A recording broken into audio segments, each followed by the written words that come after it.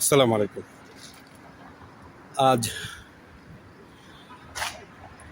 অনেকদিন যাবৎ বাংলাদেশ জামাত ইসলাম বা তাদের আন্ডা বাচ্চার দল যেটা ছাত্র শিবির, এরা খুব বীরদর্পে বলতেছে যে আমরা কি কাউকে ভয় পাই? আরে ভাই, তুমি ছাত্রলীগের বিচির নিচে মানে ওলের নিচে রইছো 15 বছর। এই ছাত্রলীগের বিচির নিচে থাইকা এমন কোনো কুকর্ম নাই যা তোমরা করো নাই। সকল কুকর্মগুলোই ছাত্র শিবির করছে ছাত্রলীগের ব্যানারে, আর এটার নাম দিছে সব ছাত্রলীগ। ঠিক আছে, তোমাদের টার্গেট ছিল যে ছাত্রলীগকে বদনাম করা, দেশের মানুষের কাছে একটা অপছন্দের রাজনৈতিক সংগঠন হিসেবে প্রমাণ করা, যা তোমরা করছো। কিন্তু বাংলাদেশের মানুষ এত বোকা না। করছো কেন করছো এগুলো এখনো অলরেডি মানুষ বুঝে গেছে। গত 10 মাসে তোমরা যা করছো বাংলাদেশে, স্বাধীনতা যুদ্ধের সময় 1971 সনে তোমাদের মুরব্বীরা যা করছিল, এখন তোমরা তাই করতেছো। ঠিক আছে, তো মানুষ বোঝে, মানুষ যে বোঝে না তা না। ছাত্রলীগ যখন ফিল্ডে আসবে তখন তোমরা সে আগের মতো আবার পোতায় যাবা, বুঝছো, ঝিমায় যাবাগা। এই এখন যেমন আছে না, চাপার জোরে চলতেছো, এইসব চাপা টাপা কিচ্ছু থাকবো না, চাপা টাপা কিচ্ছু থাকবো না। একটা যেমন রাখতে হবে যে আমরা বাংলাদেশে থাকি আর তোমরা হইলা পাকিস্তানি। পাকিস্তানের বীজ বাংলাদেশে কোনো দিন শাইন করতে পারে নাই, কোনো দিনও পারবো না। এটা ঝড়ঝাপটা হয়, দুনিয়ায় ঝড়ঝাপটা সবসময় আছে, সব দেশেই আছে ক্ষণিকের জন্য। তো তোমাদের যে সুদিন, তোমাদের যে লাফালাফি জাপাজাপি, এগুলি অল্প কিছু দিনের, খুব বেশি দিন না। তুমি একটা যে চিন্তা করে দেখো না, ছাত্র শিবির তোমরা যখন এই যে আওয়ামী লীগের কথা একটু চিন্তা করে দেখো, এই 2024-এ আওয়ামী লীগের জনপ্রিয়তা কেমন ছিল। এখন 24-এর চাইতে 25-এ আওয়ামী লীগের জনপ্রিয়তা কমসে কম 3 গুণ বাড়ছে, কোনো সন্দেহ নাই। যার জন্য তোমরা আওয়ামী লীগকে ব্যান করার জন্য চেষ্টা করতেছো, কিন্তু এটা সম্ভব না। সম্ভব না কি? ডক্টর ইউনূস সাহেবের সাধ্য নাই।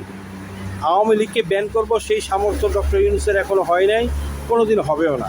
এটা আওয়ামী লীগ, এটা জামাত না। জামাত একটা উগ্রবাদী দল, একটা সন্ত্রাসী দল, একটা দেশদ্রোহী দল, রাজাকার, আলবদর, আল শামস, ইবলিশের একটা সংগঠন। তোমরা, তোমাদের পক্ষের লোকেরা আমির হামজার মতো একটা ফাজিল আলেম, ও বলে কোরআনের 50 জায়গায় ভুল পাইছে, ওরে তো থাপড়ানের দরকার। বেয়াদবের বাচ্চা বেয়াদবরে থাপড়ানের দরকার। এর আগেও একবার বলছে যে করোনার সময় যে মুসলমানদের করোনা হইতে পারে না, করোনা হইলে কোরআন মিথ্যা বা কোরআন ভুল, নাউজুবিল্লাহ। কত বড় বেয়াদব! এগুলো হলো জুতা পিটা করার দরকার। আর তোরা কত বড় ইবলিশ, জিন্দা অলি, বেহেশতের সার্টিফিকেট বিক্রি করস। হ্যাঁ, বেহেশত মনে হচ্ছে তোমার আব্বুর কারখানা দিছে, বেহেশতের কারখানা। ফাজিলের বাচ্চা ফাজিল, বেহেশত বেচো মিয়া, মানুষের বোধাই পেয়েছো। ইমোশন দিয়া কতদিন খেলবা? ঠিক আছে, ওই ইসলামের নাম বেচা কতদিন আর চলবা? খাচ্চরে থাকে, বাঘের খোল লাগাইলো খাচ্চর বাঘ হয় না, বুঝছো না? তোমরা তো আপাতত বাঘের খোল লাগাই চলতেছো রে বাবা। ঠিক আছে, বাংলাদেশের মানুষ এগুলি সব চিনে, মুহূর্তের ভিতরে সব পোল্ট্রি লয়ে লয়। তুমি বুঝবা না, দেখো না হাসিনা এত ভালো আছে, হাসিনার পোল্ট্রি লয়ে লইছে কয়েকদিনের ভিতরে। আবার তোমরা কথা কো না, তোমরা এই যে তোমরা এই গত 10 মাসে যা করছো, বাংলাদেশের মানুষ তোমার নামের উপরে জুতা মারে।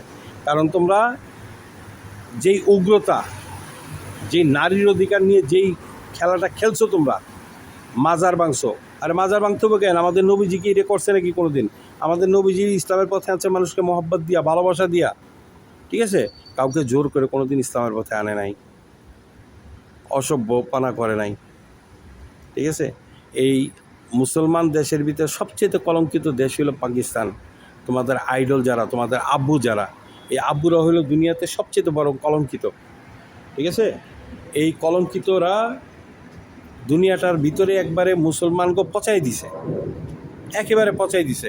আর এই পচা জিনিসের ভিতরে তোমরা নামছো পাকিস্তানি আইডিওলজি, পাকিস্তানি নীতি এই বাংলাদেশে এস্টাবলিশ করতে চাও। ওগুলি চলবো না তো।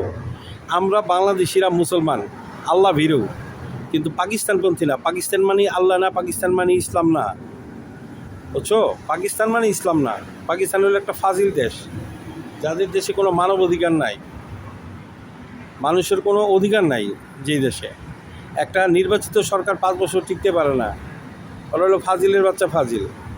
আর তোমরা হইলে ওই ফাজিলের বাচ্চার বাচ্চা, বুঝছো? জামাত ইসলাম হইলো ওই ফাজিলের বাচ্চার বাচ্চা। মানে ইবলিশের মূল সংগঠন হইলো পাকিস্তানে, আর ইবলিশের নাতি সংগঠন হইলো তোমরা জামাত।